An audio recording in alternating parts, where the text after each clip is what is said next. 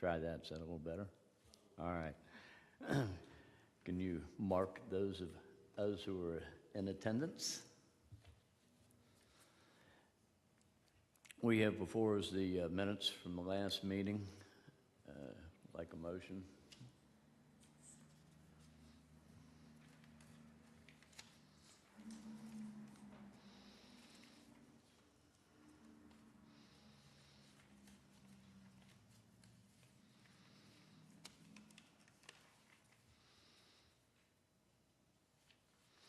I'll go ahead and make a motion to accept the minutes from the last meeting. Do I have a second? Aye. All in favor? Aye. Aye. Aye. Motion carried. Mr. Stewart, could you call your first case of the evening, sir? Yes, sir. Our first case is from Ms. Janice McKinney, who is the property owner at 3518 Turkey Foot Road, and she is requesting a conditional use permit to construct a detached accessory dwelling unit in the rear yard.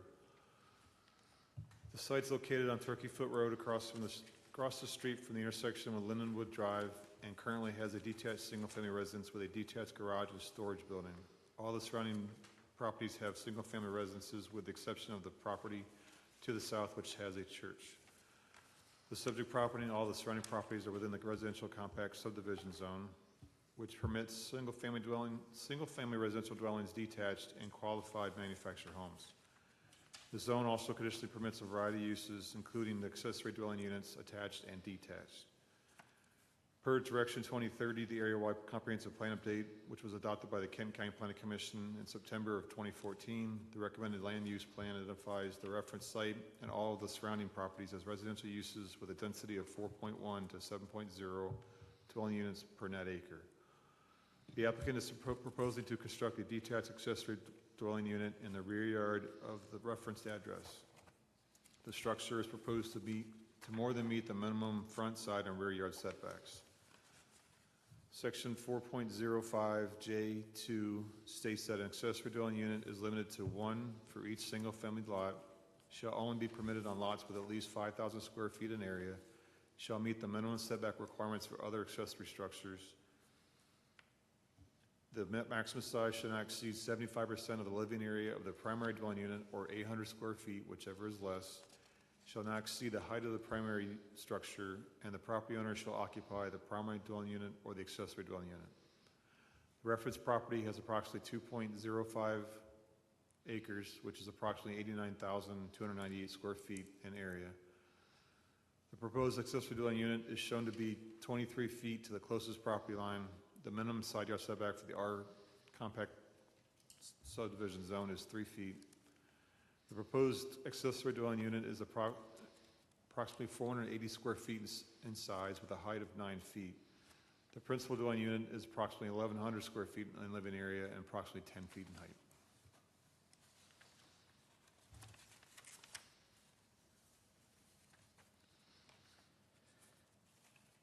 Okay, so we're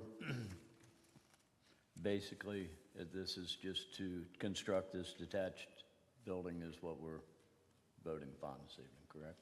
Yes, sir. Okay. All right.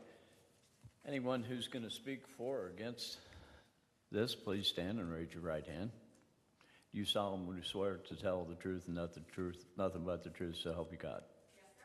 Okay. Please state your reason for your request, please. My name is Larissa Summers, and I represent Janice McKinney. And Mrs. McKinney has filed for this permit in order for her grandson and his wife to move into this accessory dwelling unit and assist in helping out with her care. Okay. I think it should be all requirements. Okay.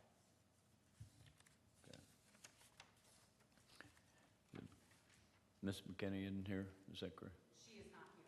Okay. You represent her? I'm an attorney, yes. And, okay, very good, thank you. All right, I want to clarify that. So,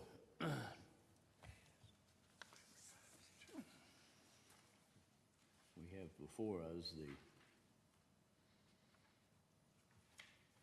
site plan, the area. Do we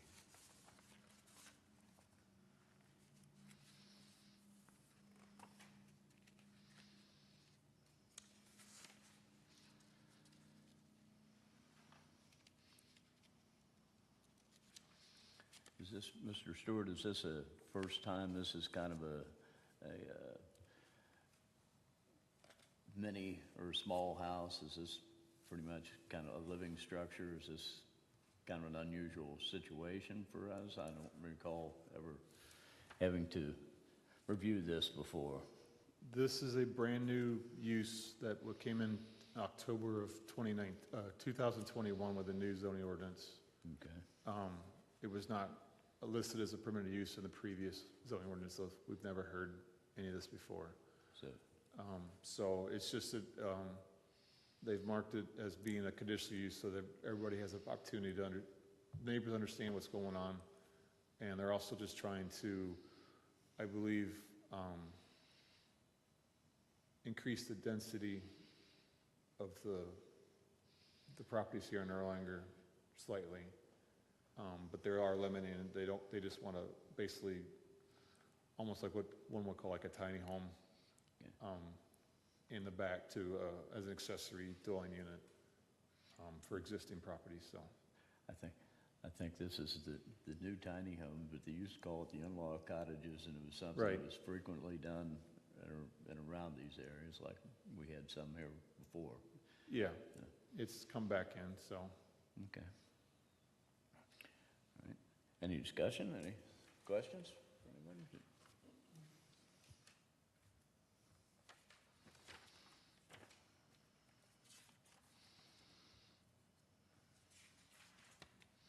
Yeah, my question is it going to be used constantly on a daily basis as a permanent residence for someone? Yes, her grandson and his wife will be living there. And I assume it's got naturally sanitation, water. Yeah, they will, I think the plan is to tie in the water off of the house, and they'll either have composting or they'll attach to the septic system. Okay, thanks.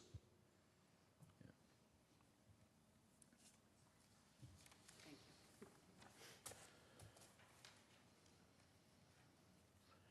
I assume that anything that's tied into the septic system or the water, plumbing, and electric, all has to be inspected, of course, with a building permit and overseen, so I don't think that's going to be of any concern for us. That would be another meeting. Yeah, yeah. So, okay, well, do we have a motion on this?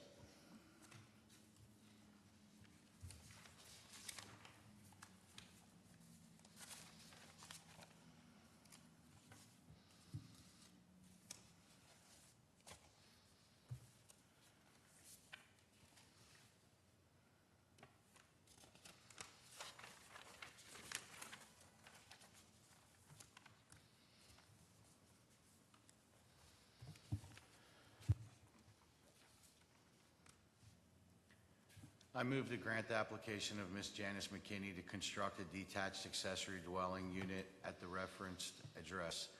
The granting of this conditional use permit will not adversely affect the public health, safety, or welfare, will not alter the essential character of the general vicinity, will not cause a hazard or a nuisance to the public, and will not allow an unreasonable circumvention of the requirements of the zoning regulations.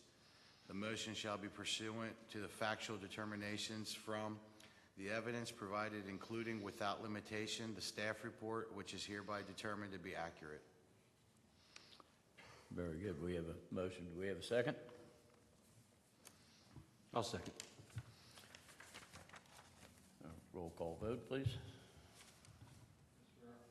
Mr. Armbruster? Yes. Mr. McVeigh? Yes. Mr. Batis? Yes. Mr. Conley? Yes, motion carried. Thank you. Thank you.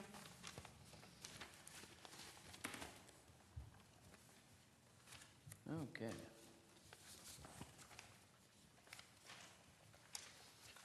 Okay, thanks, we appreciate it. All right. Share notes. Shuffling of papers here. Okay, would you like to call our second case of the evening? Yes, sir. I have an application from Mr. David Finson, who lives at, owns the property at 453 Commonwealth Avenue, and is requesting a dimensional variance from the requirements of the minimum required setback regulations for an accessory structure. He is wishing to construct a detached garage closer to the rear property line than what is permitted. The site is located on Commonwealth Avenue near the intersection of Baker Street and currently has a detached single-family residence. All the adjoining properties currently have a detached single-family residences, with the property behind the house being a church. The property to the north is an office for a pest control company. That's not right. The subject property and the properties to the northeast, northwest, southeast, and southwest are within the residential office conversion zone, and the property to the north is within the mixed-use zone. The rock zone is designed to allow appropriate non-residential uses to integrate with the single-family dwelling units while preserving the residential character of the buildings in the zone and not interfering with existing dwellings in the adjacent zones. Direction 2030, which is the area-wide comprehensive plan update adopted by the Kent County Planning Commission on September 2014, the recommended land use plan identifies the reference site as well as all the surrounding properties for residential uses with a density of 4.1 to 7.0 dwelling units per net acre. The property to the north is identified as to be mixed use. The applicant is proposing to replace the previous detached garage, which was 26 feet by 26 feet and was in poor condition, and construct a larger garage to be 26 feet by 40 feet. Section 3.04J states that the minimum setback for from the rear property line is 50 feet.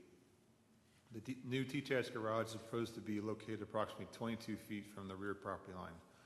The applicant is requesting a setback variance of 28 feet.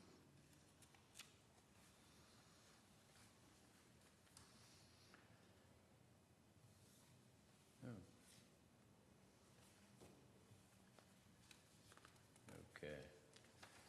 All right, whoever's going to speak for or against this, please stand and raise your right hand. Okay. You solemnly swear to tell the truth, nothing but the truth, so help you God. Okay. Would you take the thing and state your reason for your request on we're wanting a variance of 28 feet from the back property line. Well, we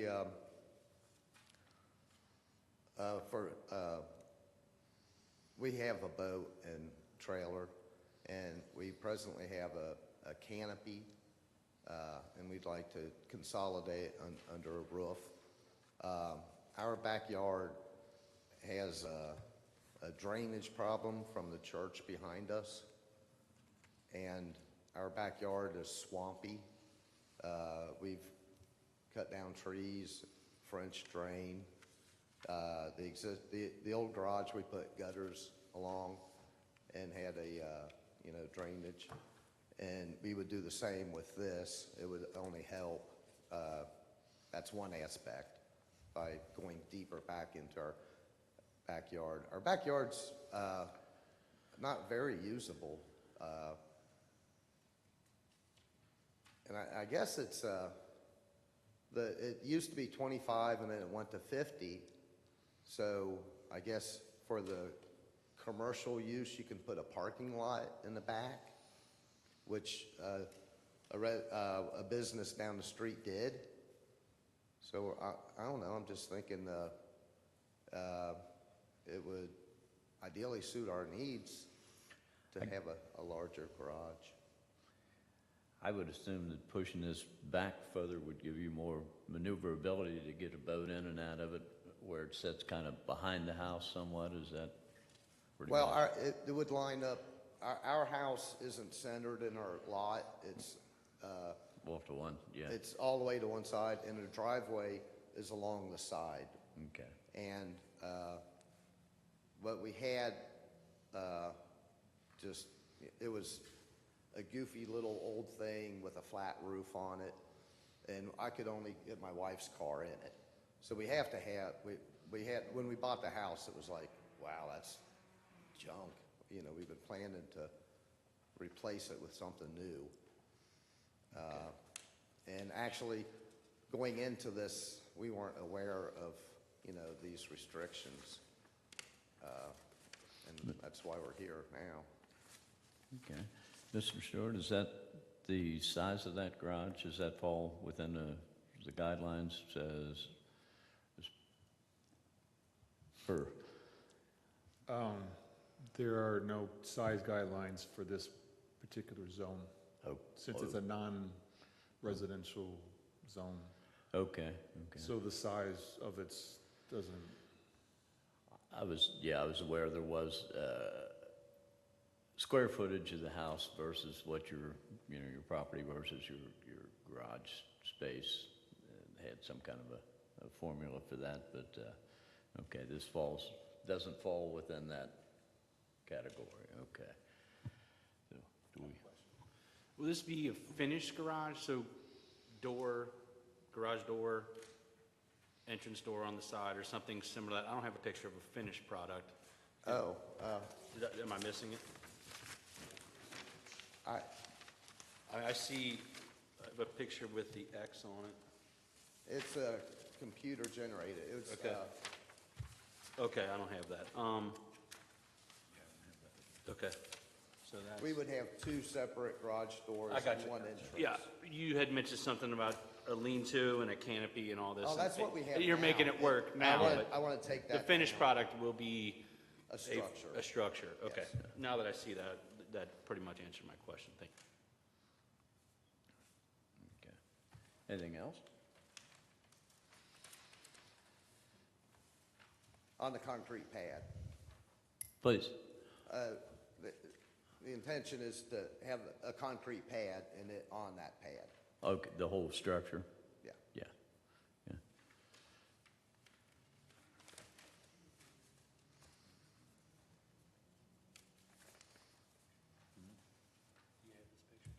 I didn't, no, I didn't get for this some one reason I either, didn't get that, yeah. Okay.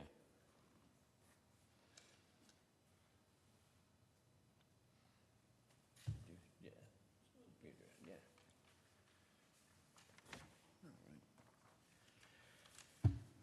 We didn't all get a picture of the computer-generated,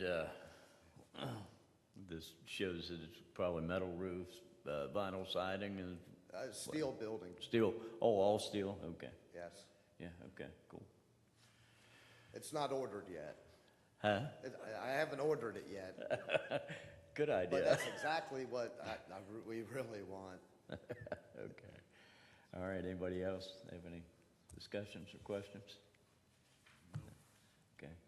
Someone like to make a motion?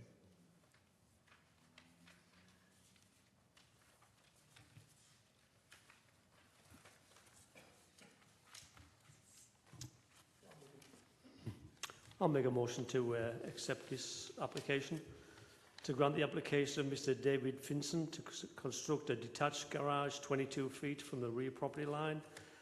The granting of this variance will not adversely affect the public health, safety or welfare, will not alter the essential character of the general vicinity, will not cause a hazard or a nuisance to the public, and will not allow unreasonable circumvention of the requirements of the zoning regulations. The motion shall be pursuant to the factual determinations from the evidence provided, included without limitation the staff report, which is hereby determined to be accurate. Very good. We have a motion. Do we have a second? I'll second. Second roll call vote, please. Mr. Batis, Yes. Mr. Armbruster, Yes. Mr. McVeigh, Yes. Mr. Conley. Yes. Motion carried. Thank you. Appreciate it. Huh? Lumber's going down right now, so that's a good thing. Where are you shopping? About half of what it was 3 months ago. Yeah. Oh, yeah, that's for sure, so. Okay. We appreciate it. Thank you. All right. We have a motion to adjourn.